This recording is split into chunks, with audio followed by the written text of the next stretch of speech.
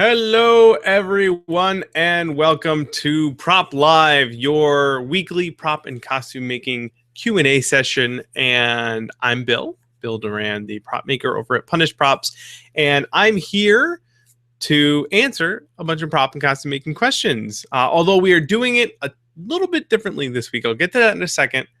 But first, I want to talk a little bit about what's been going on in the shop. Most importantly, this adorable Nuka Cola bottle that I have. We've been doing some really fun projects lately, dealing with the Fallout video games, because we've been playing a lot of them. My wife and I have been playing a lot, and they're really fun. But we've been doing 3D printing videos on our channel. If you hadn't had a chance to check them out, it's called Prop 3D is the show. We have 3 episodes up. The last one was this Nuka Cola bottle. So behind me, you'll see we got our printer right there. Boop. And this bottle was printed on that printer, and then we finished it up and molded it and cast it. So this is actually hollow, and it's painted and glossy. It looks like glass. And it's really neat. And we're going to play with it. We have a mold. I want to make another one without this little indent in it, because the Nuka Cola bottles don't have the Nuka Quantum bottles don't have that. But I want to play with this some more and see if we can get some more neat bottle effects and everything. So anyway, that's what we've been working on lately. We have a bunch more YouTube stuff coming up. Things having to do with vacuforming and tinting visors from vacuforming. More 3D printing stuff like jewelry and metal. We're really breaking new ground, and I'm excited to bring that to you guys, because a lot of that stuff seems intimidating up front, because you have to buy new tools, materials. But we're going to try really hard to make that content down to earth, do it on as much of a budget as possible, and still get really cool professional looking results, which I know a lot of you guys ask about, like making visors for your costumes and all that.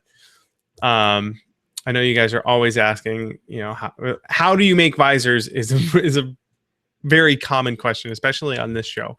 So we're going to be cooking up a bunch of that content coming soon on the old Prop Shop channel. Okay, so today is different. Again, if you want to join in on the fun today, we are not doing the normal Q&A app thing with the Hangout. That's usually right here next to my face.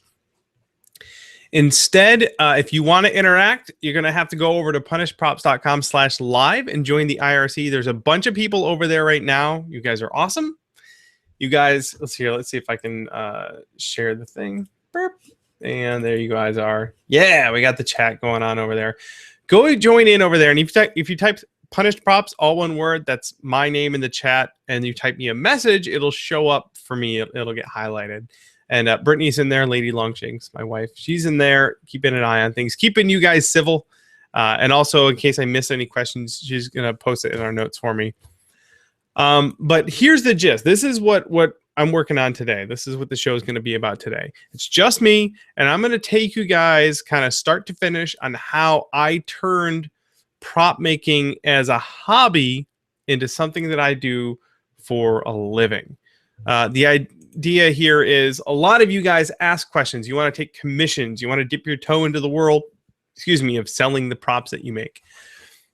You guys have a lot of questions about that. So I want to kind of take you through my journey so you get a pretty good idea of what it was like for me to do that. And if you have any questions about how I did it, why I did things certain ways, why I didn't do them other ways, or how those lessons I learned could be applied to whatever it is you're trying to do, then please post me those questions in the IRC chat, and I'll try and field them as they come rolling in. Yeah, that sounds pretty good. And also, my goal here is to share my story and help you guys out, no matter what level you want to do. I do this full time. You don't have to. Nobody has to do it full time. But if you do want to make money from making things and in any capacity, then that's what I'm here to help you guys do. If you want to run an Etsy store, if you want to just, if someone, let's say you build a costume or a piece or a prop, and a lot of people like it, and they want you to, someone wants you to sell it to them. Suddenly you're like, oh, I've never sold props before. I can help you out. That's what the goal is today. Cool. There's a ton of you guys in the chat room. You guys are awesome. Ray from Cyborg says he just turned it on and I'm talking about porn. Yep, that was earlier. Cool. And I got the chat going up. All right, so here is that was the time I'm gonna get started. How Bill Duran, this guy, turned his goofy hobby into a business.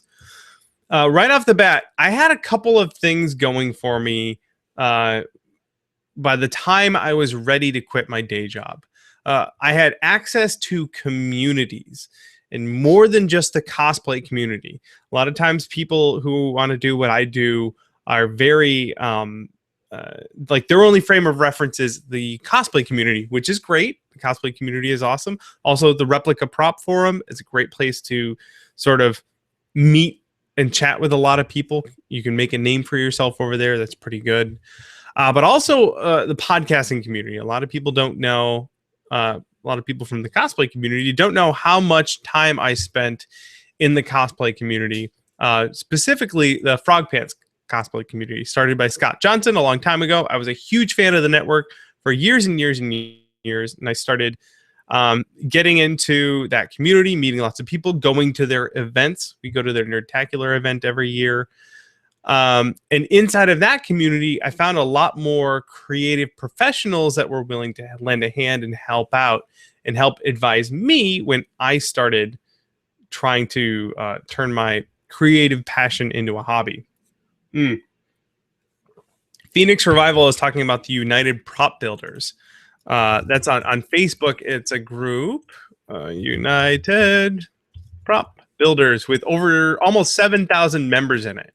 So it's a great place to go, sort of meet other prop makers, costume maker type people. So there are lots of other communities out there where like-minded people who have similar goals, similar perspectives can get together and learn from one another. And that's what I did. So things I had going for me, great communities, lots of people, creative people, professional people I could learn from. I also have a background in art and design and making things. I have a degree in computer art, done a lot of 3D modeling. But before that, I was into photography. My mom was an art teacher and photography teacher. My dad did a lot of handiwork. So we built radio control cars and models and stuff. Worked on real cars. We rebuilt a car when I was like 15. So I have a lot of experience working with my hands and a lot of experience being a creative person in general. And that helped out a lot. And also at the time when I quit my job, I had a good job with disposable income. So I could afford things like travel, going to conventions. I could afford tools. I could afford to buy, I guess that's it, mostly tools and materials, actually, like mold making and casting materials. So I had a job. I was married, so dual income, my wife and I. We don't have any kids, not yet anyway, which is great because kids are super expensive. And what else? Oh, very little debt, which it turns out can be crippling when you're trying to start a business. Mostly my wife and I just had a little bit of student loan debt going into it, which again, that helped very much because going from having a paying job to having none whatsoever, it's a real shock to the system and the wallet. But over the years, I did learn to be sort of immediately. I had to learn to be more frugal, and I did. So that's what I had going into this. This is what I had going for me, I should say. Let's see here. Just taking a peek at the chat. Cool. Looks like Dagger Elk says takes out notepad and pen. Let's do this. Awesome. Very great. Phoenix Revival says, did you have a nest egg built up before you quit? Not really. That's something I should have done. What I did have was a bunch of commissions lined up. I had like 6 months of work lined up, ready to go. I didn't have a nest egg. I did have some credit cards that I used. Yay! So I did. I never took out a business loan. I could have, and I probably should have in hindsight. But instead, I leaned on a couple of credit cards for a couple of years. Nothing too bonkers. But you know, I made it work. It took a couple of years to use them and then pay them off. But yeah, I didn't have a nest egg. Matt says, how long did it take you to get to an acceptable level of good props? Basically, to the point where I guess people were willing to pay for them. I'll get into that in just a few minutes right here, Matt. So basically, I got into the prop making thing because I started cosplaying with my friends in about 2009. And it was really fun, and I really enjoyed making the props. I did Team Fortress, and I either made or I helped make most of the weapons from our Team Fortress team, and that was really fun. I started doing that a lot in my free time, and that's the best part about having the day job is you get to have free time, which I don't really get to have much of anymore. That started consuming my life. I would basically, my schedule for a couple of years was 6 to 7 hours of sleep, 8 hours of prop making, and 8 hours of my day job. And I did that for a long time. Actually, the 6 months before I quit my job, that's literally all I did. I worked at night, so during the day I didn't have a lot of distractions because everyone else I knew was at their job. My wife worked at a day job as well, so I was all by myself, and I just played with props in the basement for 8 hours a day. And then I realized something, and this is probably the most important thing. If you are wanting to turn your job, your hobby into a full-time job, I'm not talking about doing some part-time thing on the side. If you want to make it full stop your business, I realized that I was willing to give up my vices that gobble up my free time. I'm talking about video games here. World of Warcraft took up a lot of my time. I was willing to give up that time completely and spend all of that time working in the basement building props. To me, that meant I had the passion to do it. And nothing else, no other work, nor the type of work I had done in the past had ever been that important to me. So important that I was willing to just not do the video game thing.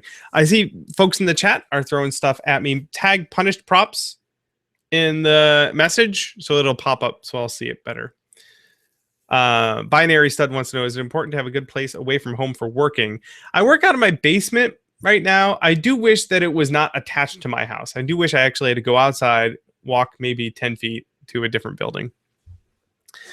But for me, it's not that important. I think for some people it is more important to have a separate place to go to. That's sort of a to each his own kind of thing. So anyway, I was doing this crazy schedule, prop making 8 hours a day in my free time outside of my day job. And I realized that I could get 8 more hours of prop making if I quit my job. And right about, let's see here. Dagger Elk says, I used to play 5+ hours of WoW daily. Yes, I know that feeling too, Dagger Elk. I was up there. I realized that I could get all that free time if I quit my job. So I did an experiment. I had a couple of opportunities pop up for me. One, I was on a panel at PAX East, which is in Boston. I had to fly out there for that. But also I was offered some friends of mine on the Twit network. My friends Veronica Belmont and Brian Brushwood did a short-lived show called Game On, and they asked me to build some props for the background of their show. And I said, I have a better idea. If you fly me out there, I will give you props for free if you let me on the show. And sure enough, they did. They paid for my flight. I didn't even plan a hotel room. I didn't plan anywhere to stay. I just literally flew by the seat of my pants, rented a car, drove from, SFO up to Petaluma, and did the show. My plan was just stay there, stay at the Twit studio for as long as they would keep me, and then drive back to the airport, drop off the car, and then just wait for my flight in the morning. That was my plan. My buddy Brian Brushwood, who was the host, he offered to let me crash on the floor in a cot. It was a cot in his hotel room because he's a sweetheart. So I went and I did that, and to take the time to do PAX East and Game On, I took a full week or 2 weeks. I had 2 weeks of paid vacation lined up. I took those 2 weeks and I said, for these 2 weeks, I'm a prop maker and I have 2 events to take care of. And if I do it full time and I still like it by the end of those 2 weeks, then I'm going to quit my job. And sure enough, I did. I got back after the flight. I think it was right after PAX East. I got home, went to my job, and said, I quit. Here's my 2 weeks. After consulting with my wife, of course. Of course, she wanted me to do it earlier anyway because she is awesome. In fact, I wouldn't have done any of this if I hadn't been had the support of my lovely wife, who's upstairs right now.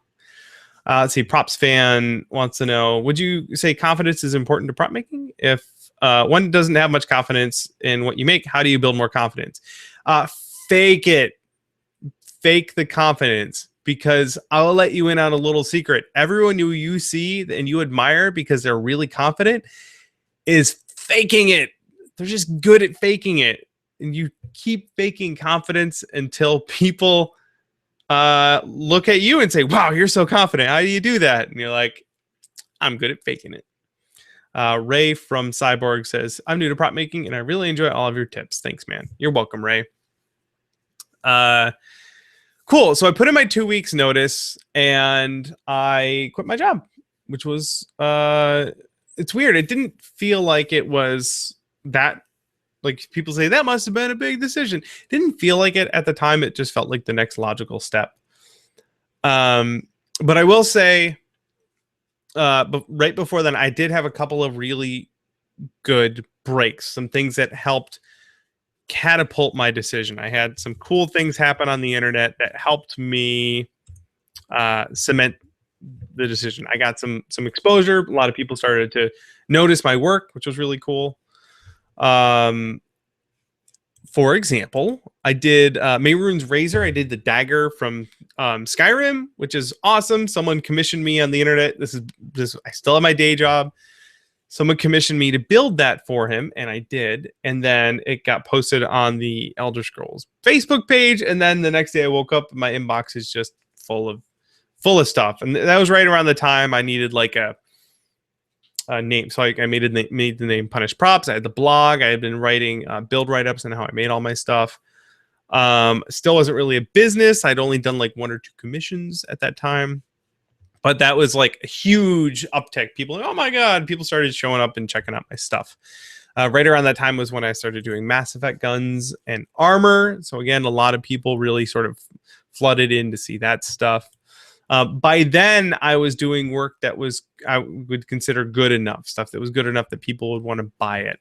And this was in 2011, 2012. So this was 2 or 3 years after I had started cosplaying. And again, a lot of the stuff that has made it possible for me to earn a living doing this has literally taken years to get good at. Not just the making of things, but the business running stuff too. And I'll get more to that later on. Leah Stevo wants to know, I'm curious about any legal issues that could have arisen from selling props based on their IP. Yeah, that comes up pretty frequently. In general, if you make something from a video game and you sell it, then they could tell you not to sell it. If you sell one of them, there's nothing they can do to stop you. If you try and sell a bunch of them, they will send you a cease and desist. That's not the end of the world. Do what it says, both cease and desist. Don't sell anymore. Your example is Bethesda going to incinerate me for selling a bunch of replica sweet rolls? No. But ZeniMax, their parent company, will likely send you a cease and desist if you try and sell a bunch of sweet rolls on Etsy. Keep that in mind. Something I have not yet had to run into. All right. So some early breaks I had. Mass Effect, Skyrim props. One thing I had going for me is that I am good and shameless at self-promotion. I'm good at talking in front of a crowd. A lot of the early exposure my website got was on places like Kotaku, and I'm pretty good at putting together kind of basically it's a press release, kind of an informal press release that I would send to websites like Kotaku, but it basically is like, hey, I made a cool thing for a video game. You guys might like it. Here's all the information you need, and here's a bunch of pictures. Everything they need so that someone at Kotaku, whose job it is to write articles, can basically copy paste it or reword it, and then if they had to write an article that day, it's done, good to go, making their job easier. And that's how we got a lot of early exposure on Kotaku. So I'm good at self-promotion. That's for damn sure. And if you guys are worried that you're promoting yourself too much, do what I do. Do it until you feel uncomfortable, and then keep doing it until someone else says, hey, man, you're probably overdoing it. And I've never had anyone say, hey, Bill, I'm just sick of hearing about your foam armor making books. In fact, every single day, someone will on the internet will see a costume I made and say, hey, what'd you make that out of? I'm like, foam. You haven't heard the word of foam yet? So self-promotion is a really good skill to have. I also gave a lot of stuff away, specifically when I still had my day job. I wasn't counting on the income from those props. So I gave a lot of that stuff away when it was appropriate, let's say. So, for example, I told you I would travel to Nerdtacular for the Frogpants Podcast Network. I did one year. I did a bunch of giveaways, a bunch of props I made. I just gave them away. They actually did a big like prize apocalypse at the end of their event. And I just donated a bunch of stuff to that. Also, my friend Holly Conrad, when she was doing stuff for Mass Effect 3, I sent her a kit of one of my Mass Effect guns. I was like, hey, I'm a huge fan. Here's a kit. I asked her first. I was like, hey, I want to send you a thing I made because I like what you do, and I think you might like what I'm going to do. So I sent her that. And now we're buddies. And I mentioned before, the folks at Game On. I had an opportunity to maybe make some money from that. Turned out at the time, instead of them paying me money, they could pay me in screen time. And that really helped me get my name out there. Cool. So remember, you're never really giving away stuff for free. Make sure if you don't get money for something, make sure you are getting something valuable in return. But definitely don't give away your stuff for free. Let's see here. Props fan says, is foam the only material you use for props, like the armor and stuff? No, but the foam armor stuff that I've done, and now the prop stuff, because I'm writing a book on foam props. That resonates a lot with my audience. I like doing it. It's really fun. I can make pretty good stuff that way. But it's a much lower barrier to entry than the mold making and the casting and some of the stuff that requires power tools that I do. So that's why I've been doing the foam armor stuff too. And that's why it's worked so well for my business. I've been able to reach a larger audience with that type of instructional content. I almost grabbed my Nuka Cola bottle to get a drink of water. That wouldn't have worked very well at all, would it? Mm-hmm. All right. So anyway, quit my job. I had a bunch going for me. I had some good early breaks that helped out. But here was my game plan. All right. I quit my job at Microsoft and I said, I will make props on commission for people on the internet, and then they will pay me. And that was it. That was my only plan. That's all the thought I had put into it. And it worked a little bit.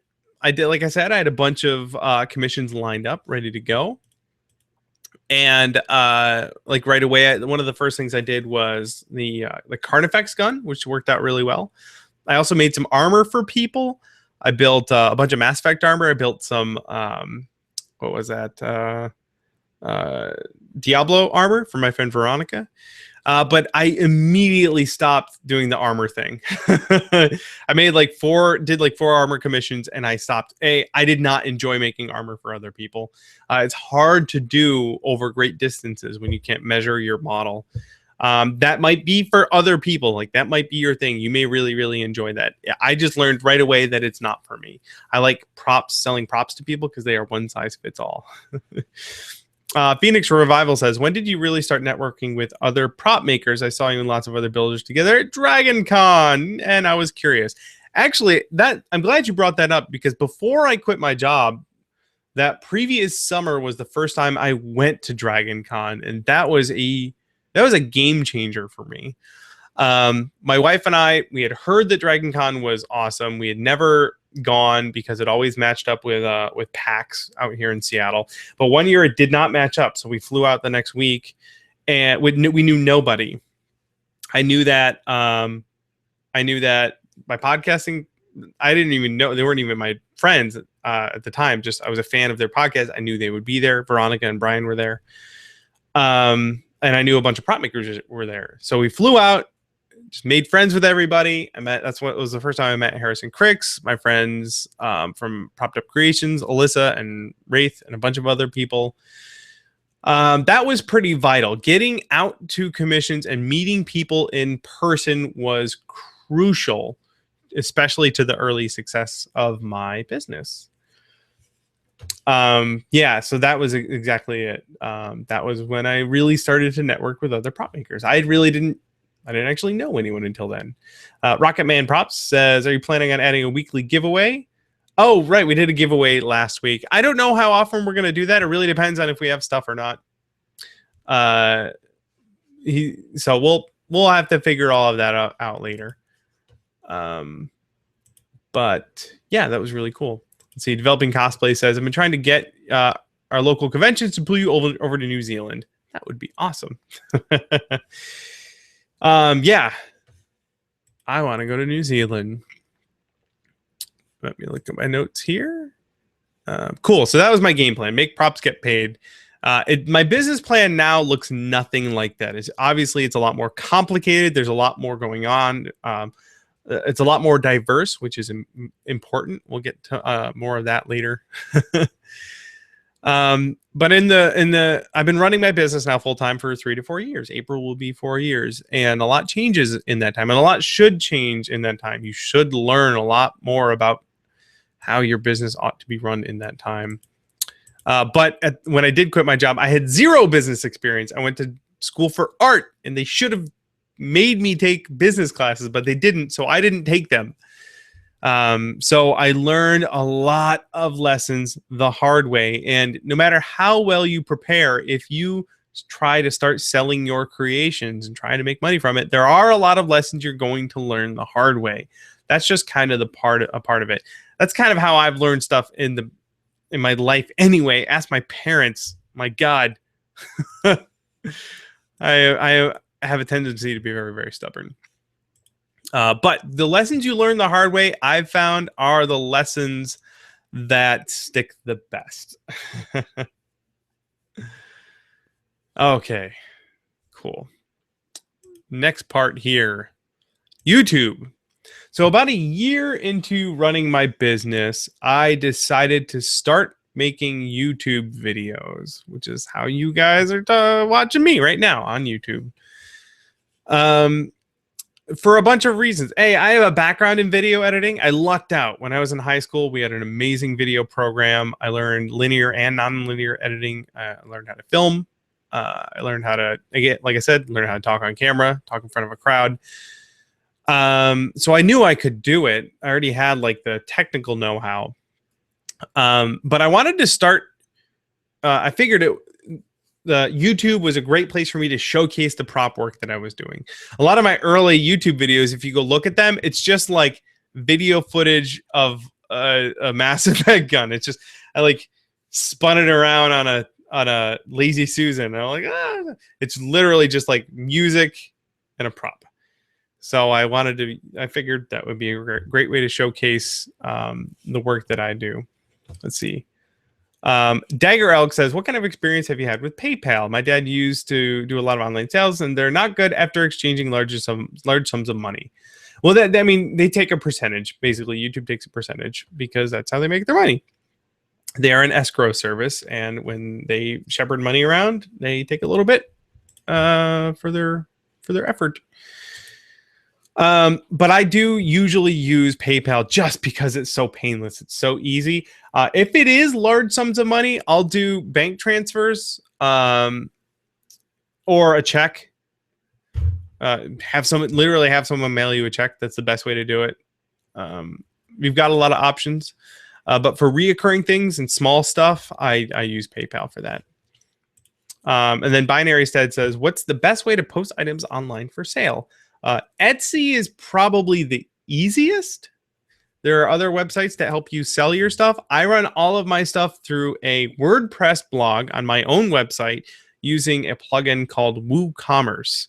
It's a very common plugin. The plugin itself is free. There's some other upgrades you can get for it, which I have gotten. That's how I run it. I like running stuff on my own store because then I control the platform.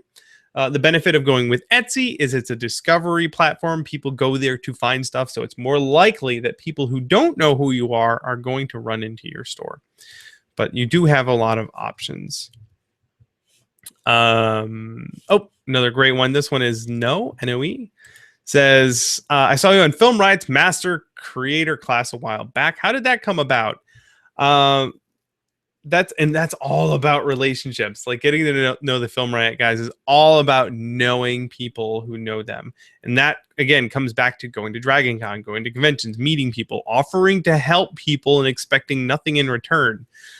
I've been a huge Film Riot fan for years, and they're buddies with my friends, Brian Brushwood and Justin Robert Young. So they put me in touch with Ryan to help out on some projects. They had we'll have to link to it, but they had a short film called Proximity. And they had me do the props for that, some little ankle bracelet things. So it's one of those things. A lot of times those types of relationships too take years to coalesce. I did some stuff for them. They I sent them some Wolverine claws. I did a video. They helped promote it. Just over the years, we just get to know each other better and better until they were going to be in Seattle. And I was like, hey, I want to hang out with you guys. They were doing a Creative Live, and we'll link to that too. The Creative Live, like master session on Guerilla prop making, or not prop making, Guerilla filmmaking. And I got to sit in on that, which was really, really amazing. Yes, but that came about because I know people, and I know people because I make it a point to travel and meet people. Okay, so back to YouTube. I started making YouTube videos. It was started as just a chance to showcase the work that I do, but it turned into a really great outlet for me to teach people how to make stuff. The content where I was showing off techniques was the content that got a lot of engagement, a lot of people that would learn a little bit and want to know more. And it built from there, and it built. I hesitate to say quickly. Now it is starting to grow kind of exponentially, which is awesome. But that was 3 years ago. That was literally 3 years ago I started my YouTube channel.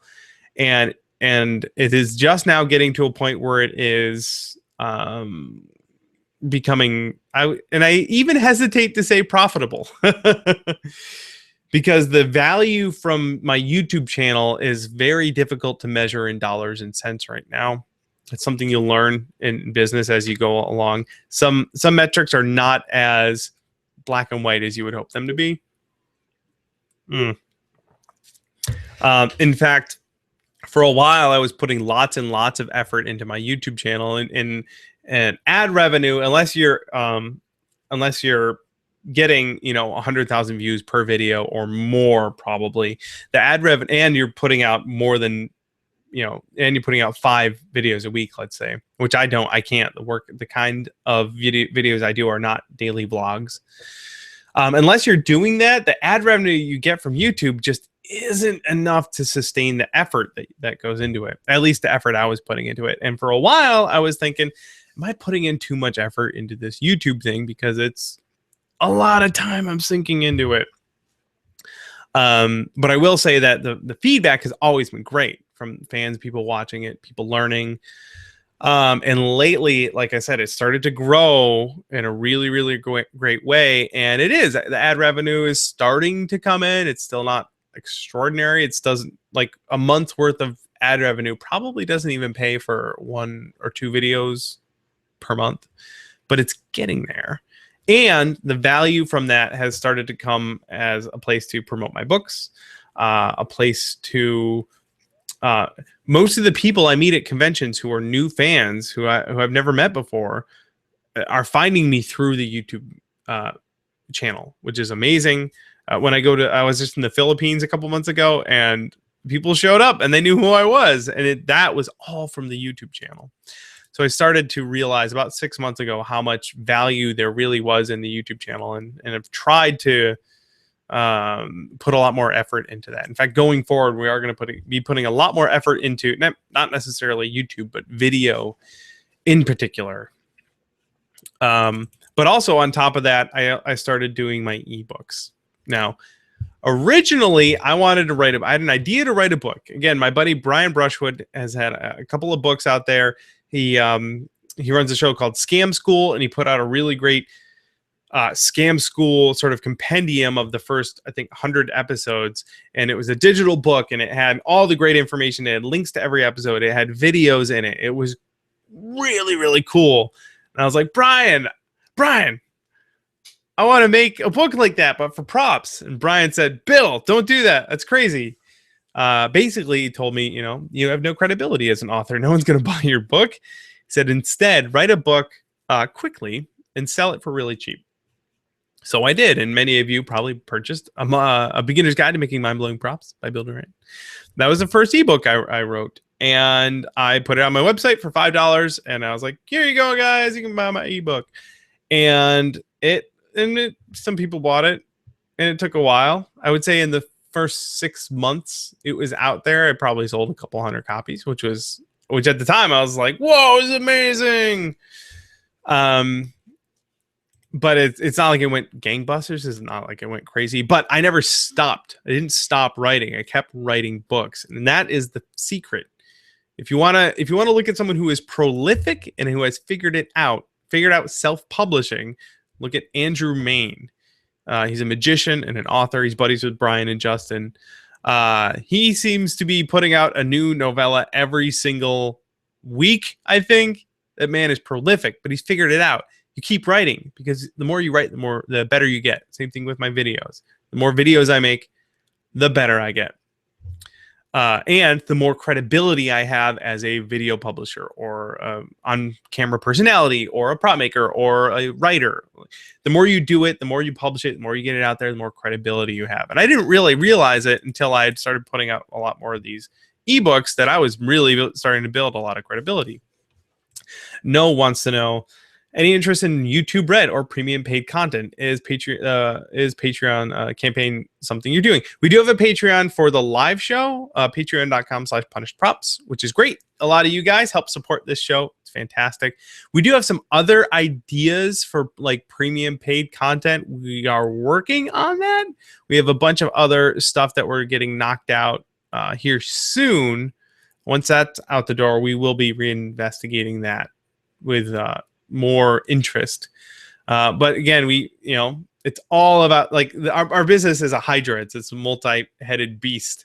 And that's one of those heads that we would love to pay more attention to once some other things are cleared up. Where was I? Let's see here. The ebooks. So the cool thing about the prop making book that I wrote is that no one else in the community, in the prop making community at least, had written a book like that. So eventually it did start to make some traction. I also gave it away for free a lot. Every year on my birthday, I think since I put it out, I say, hey, it's free. Go get it, you guys. I got it out. I got it into a lot of hands, let's just say, because that book made me a little bit of money, but it made me a lot of credibility. And I love writing. I really enjoy the process. I like taking photos for books. I'm writing a book right now. It's really fun. And it's also a way for me to get the content I want to do out to a lot of people. I can't build a costume for everybody, but I can help everybody build a costume. Developing Cosplay says, would you recommend writing an ebook even if you aren't experienced? I really want to make one on sewing for cosplay. Yeah, get started. Write it. Publish it. The great thing about ebooks, you can self-publish it. Just I feel like a Nike ad, but just do it. Just make a book. Write a book. Like, there's no one to tell you can't do that.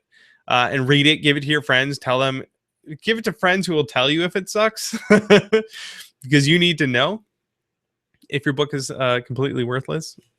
But yeah, just start to finish, do it, knock it out. Why not? Just even if it's just to see if you enjoy the experience of writing a book or not. Because if you have to drag words out of your head, if it's painful the whole step of the way, then don't do it. I happen to like it very much. Eventually, I wrote the Foamsmith book. Most of the questions I got from most people was about making foam armor, because I made a ton of Mass Effect armor. I made I can't even remember what else I made up until that point. So I was like, all right, cool. I'll write this book. And I started writing it, and I realized it needed to be 3 books just so that that forced me to get it out the door. I knew if I did it all start to finish, I would never finish it. So I finished the first one, put it out the door. That went pretty well. People really seemed to like that. And the difference there between that and the first book was people started asking for the second book. They're like, cool, you left us hanging. We need more information. I was like, great. So I wrote the second book, and the second Foamsmith book really took off. People really, really dug on that. And again, it was this like symbiotic relationship between doing YouTube videos and blog write-ups on my channel, or on my Facebook page, and the ebooks. Like all of this stuff sort of coalesced.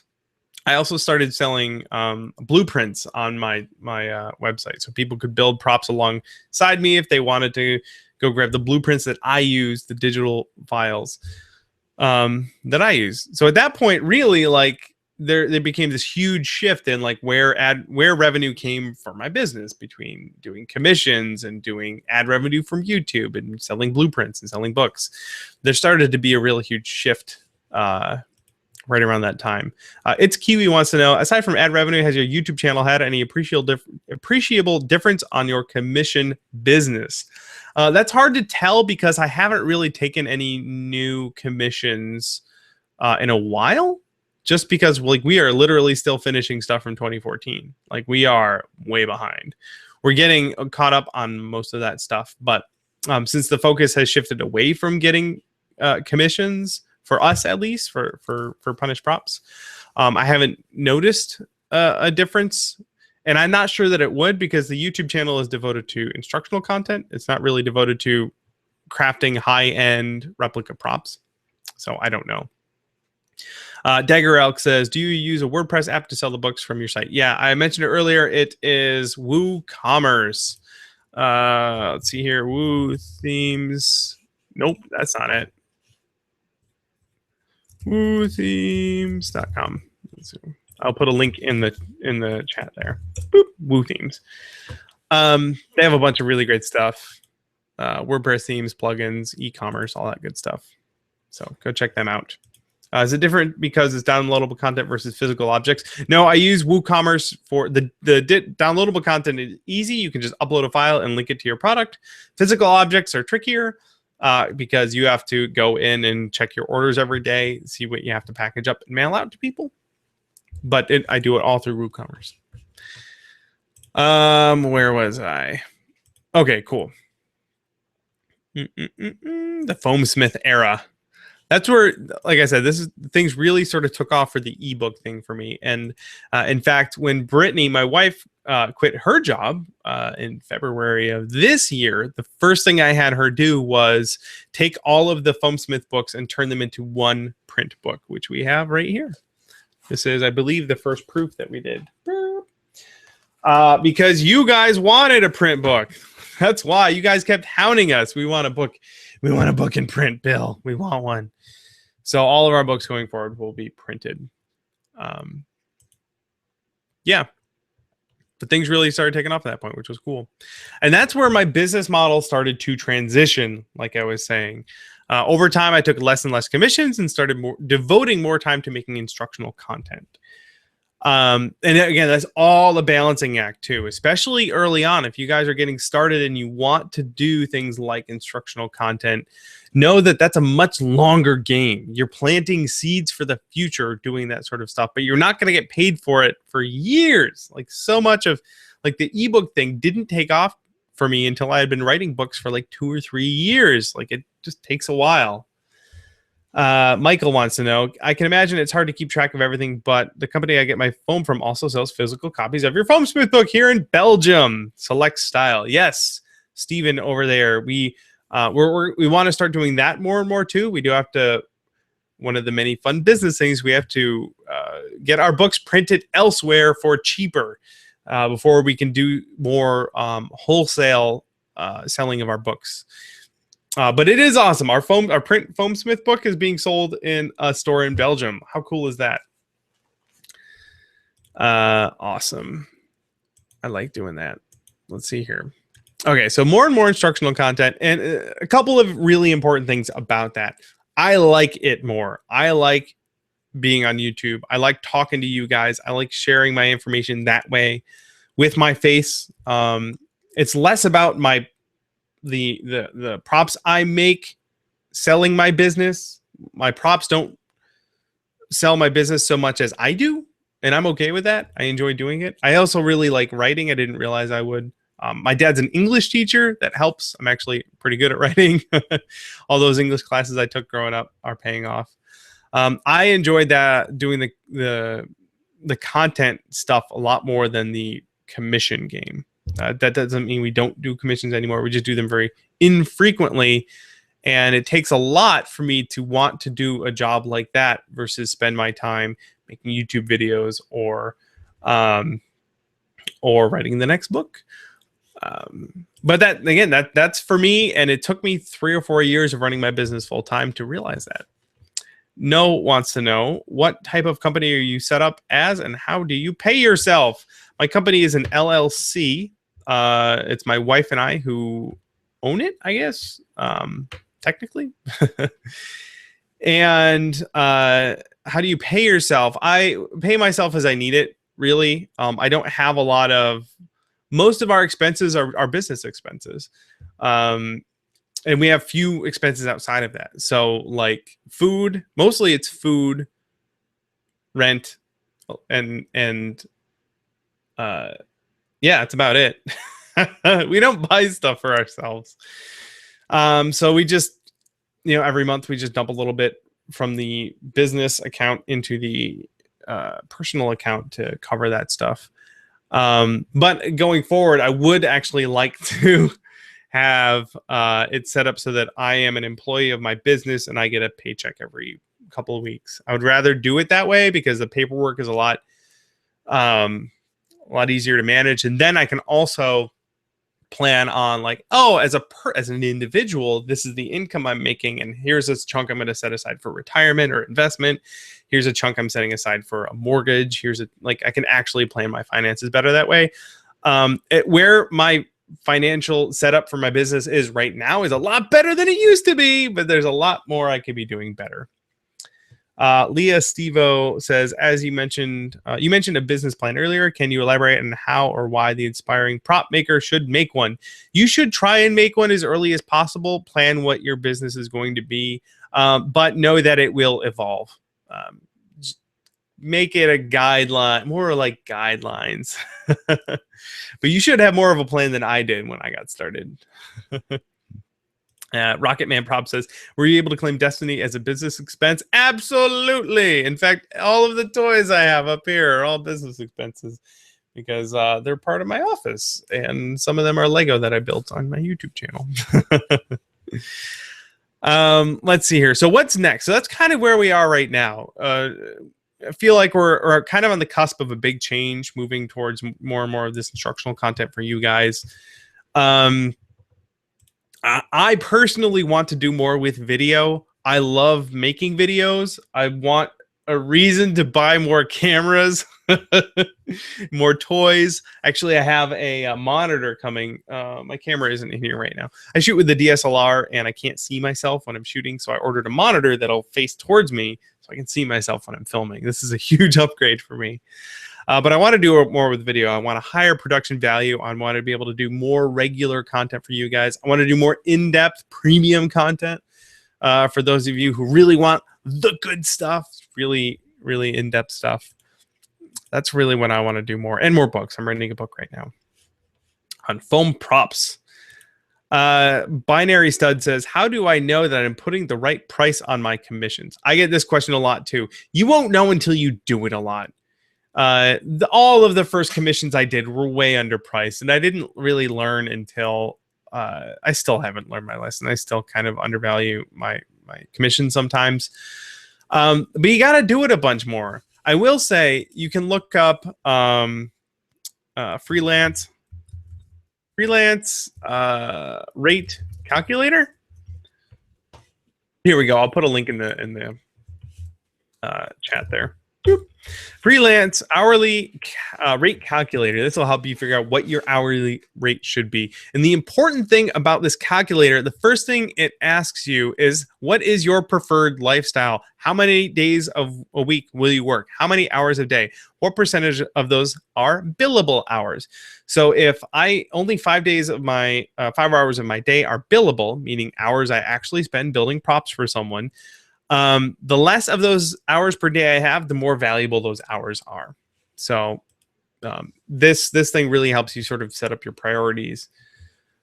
So go check that out. And good luck and practice a lot and take commissions. And if the people straight up are not biting, then lower your prices. And if you realize after you do the math you made $0, then raise your prices.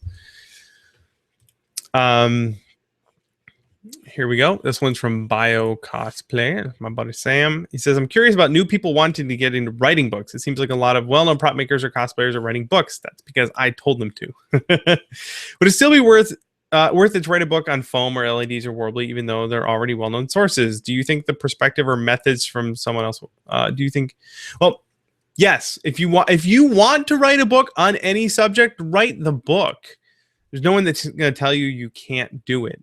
I will say, if you see a niche that no one else is focusing on, that you know a lot about, and you think you could offer a lot to that particular niche or subject, then pounce on it. Totally. That's really where I made my name with the foam armor thing. No one else was really putting out a good, cohesive book or set of instructions on that sort of thing. But just because someone else is already kind of covering it. So, for example, I'm writing a book on foam weapons right now, and Svetlana is writing a book on weapons as well. I'm pretty confident people will buy both because we both have two very different perspectives on how to do things. So they're both valuable resources. And if people see the value in both of them, they will buy both of them. Svetlana and I are not competitors. In fact, I sell her books in my store and vice versa. Noe again says, are you interested in incorporating more electronics into your work? I sure am. Would you like some components from Adafruit? We can totally hook you up. I will. I totally want that. Here, I'll PunishedProps / contact us. Here, that's what I want. Computer. There we go. I'm linking our contact form. There you go. There's a contact form on punishedprops.com where you can send us a message about getting electronics from Adafruit. That would be awesome. And thank you. You are a wonderful human being. So here we go. We're nearing the end. I actually timed this pretty well. Brooks Creation says, when do you think the new phone book will be out? In the next couple of months or so. We have to, like I said, we have to go with a different printer. There's a lot more lead time on getting books printed. What's the term? Offset printing. They require a lot more lead time. So we need to figure that out. It might take a couple months just to print them. We'll figure that out, but very soon. The last thing I have here for you guys is just some tips on if you're a creative person and you want to make money from your hobby, your prop making, costume making, any creative hobby. I was just at my friend's house. They make bath bombs and they sell them on their Etsy store. It's awesome. First things first, list and prioritize the roles that you play in your life. Okay. So, for example, these are my priorities. These are the roles I play and the priorities that they are in. First and foremost, I am a human being who needs to be healthy. My personal health is the first priority. Second priority is I'm a husband. That is the second priority in my life, and I recognize that. Third, I'm a friend and and I have family and friends. Fourth is I am a responsible person who takes care of his finances. That is financial responsibility is the fourth priority. Fifth is my business. And I spend the most time doing it, but everything that comes before it gets handled before I tackle things with my business. And I know if I lose sight of that, then I will lose my friends, I will lose my wife, and I will become unhealthy. I don't want any of those things, and my business is not worth losing any of those. So first, list and prioritize your roles. Second, form your LLC. Damn it. This took me way longer to do than I should have. This legally separates you as a person from your company. Whatever in your country, if you have the same legal type thing, just separate yourself. This protects you as a person. So if your company screws up, people can't come and sue you and take your car or your house. What's the next one? Oh, separate your accounts. Get a check. This took me forever to do. It was so stupid. Get a checking account for your business. Again, even if you are just running an Etsy store on the side, it is so handy to have your personal checking account and your business checking account separate. I have a business credit card. I have an American Express card. Everything for the business gets paid on that, and then I pay it off every month. And that makes doing your taxes such a much less painful process. Do that right away. Right now. Do it right now. Don't take 2 years to do it like I did. That was stupid. And also, like, get a Gmail account. Get when you're buying stuff, like I just bought some stuff from Smooth On. I have an account with them for my business, that's separate from my personal thing. Separate your business life and your personal life, all your accounts, especially that checking account. You'll thank me later when tax time comes. And deduct everything you can. Holy crap. Especially if you are totally self-employed, you have no income from anywhere else. During the year, you do not pay taxes at all. You just collect money from people as they pay you. At the end of the year, if you tell the IRS, this is how much money I was paid, they will say, great, we need to take a big chunk of that. It falls on you to deduct your expenses for your business from that sum so that you are taxed appropriately. And you may think I am overdoing it. No, anything that's a business expense gets deducted. Holy crap. Businesses can be just crushed by suddenly realizing you owe thousands of dollars in taxes at the end of the year. Let me grab a couple more questions from the chat. Brooks Creations. No, I read that one. Lex Nemi says, about foam weapons, do you get a head around LARP weapons or just cosplay stuff? The axe I just made is very much like a LARP weapon. The techniques I used, I learned from my friends over at Artyfakes in the UK, and they make LARP weapons. No says, I will get in touch soon about the Adafruit stuff. Thank you. Nostalgia says, have you ever created anything for outdoor display? No, most of the stuff I do is like props, either for like on the wall or for a costume. Props fan says, perfect timing. I need to make dinner, but I can't listen more. Okay. Enjoy your dinner there, good friend. And then Rocket Man Prop says, I've got a meeting with the bank on Saturday to set up a business account. There you go. Good, sir.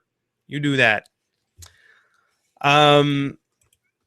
The last tip I have here for any of you creative types who are looking to turn your creative passion into a business, if you stop enjoying it, if you hate getting up every morning to go do whatever it is you thought you loved doing, then cut it out. Then stop. Go back to your day job. That was the main rule I had for myself when I quit my job. I said, if I find out I hate this 6 months in, then go back to my day job, because I didn't like that job very much either, but it was steady income and benefits and paid time off. So perfect example. I found out I hated doing costumes for other people. I just did not enjoy it. So I cut that right out of my business plan. So we're doing just props from now on. My life improved the next day. Totally 100% better. Yeah, that's it. This is weird. Wow. I talked for a whole hour. Good job, Bill. Dagger Elk says, I just finished 2 pages of notes. Great. That's awesome. I hope you guys learn at least one or two things, especially if any of you are looking to turn just to sell stuff. Just get, it's all about getting those priorities in order. Awesome. I am going to end it all here. We're all done. Squidbot, Britt just posted this thing over here. He says, it was nice talking to both of you at BlizzCon. It was right after the cosplay panel, if you remember. Someone who wanted to start a prop business. I'm glad you're doing this stream. It's such a great time. Well, you're welcome, Squidbot, and I like your name. Squidbot is a great name. Thank you, guys. We have a ton of people in the chat, a ton of people watching live. You guys are awesome. Thank you for showing up to watch me ramble for an hour. A lot of this stuff is just questions that you guys have been just peppering me with nonstop. And I really hope that by sort of getting a little bit more insight into how I did it, if you guys are looking to do more businessy stuff with your creativity, that hopefully you learn one or two things. Hopefully you can learn from the mistakes I made. And business as usual in the upcoming week. So we'll have another episode of Prop Live next week. I have a new prop shop video coming up on Monday. What's that? I'm gonna just spoil it for you. I'm making a vacuum form table. I'm making a little vacuum form table. I'm gonna show you guys how to do it. I have all the materials right over there. It's gonna be awesome. So you'll definitely want to catch that. We're doing another 3D printing video on Wednesday.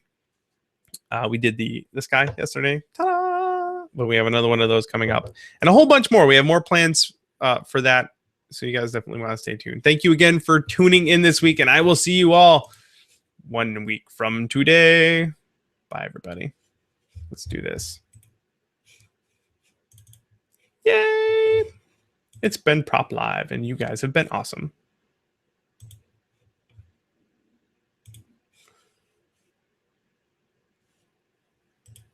Stop broadcast. Smooth, Bill.